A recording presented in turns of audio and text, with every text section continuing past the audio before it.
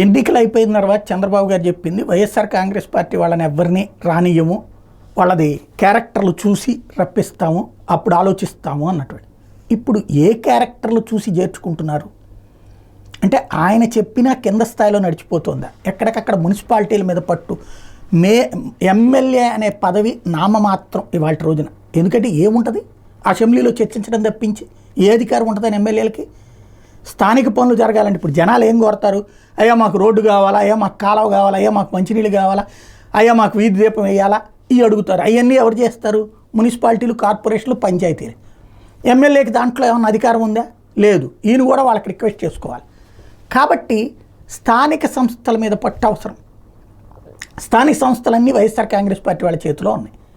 కాబట్టి ఇప్పుడు వాళ్ళందరినీ ఎక్కడికక్కడ చేర్చుకుంటే కౌన్సిలర్లని, కార్పొరేటర్ని వరుసపెట్టి చేర్చుకున్నారు, లేకపోతే చైర్మన్లని వీళ్ళని చేర్చుకున్నారు.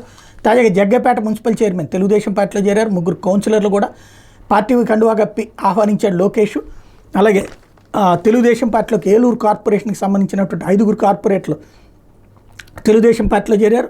అక్కడ బడేటి విడిది గృహంలో ఎమ్మెల్యే చంటి వాళ్ళ కండువాలు కప్పి వాళ్ళకి ఆహ్వానించారు. టోటల్గా రాష్ట్ర వ్యాప్తంగా జరుగుతున్నది ఏంటి అంటే వైసీపీకి సంబంధించిన స్థానిక సంస్థల ప్రజాప్రతినిధులందరినీ తెలుగుదేశం పార్టీలోకి చేర్చుకుంటూ ఉన్నారు.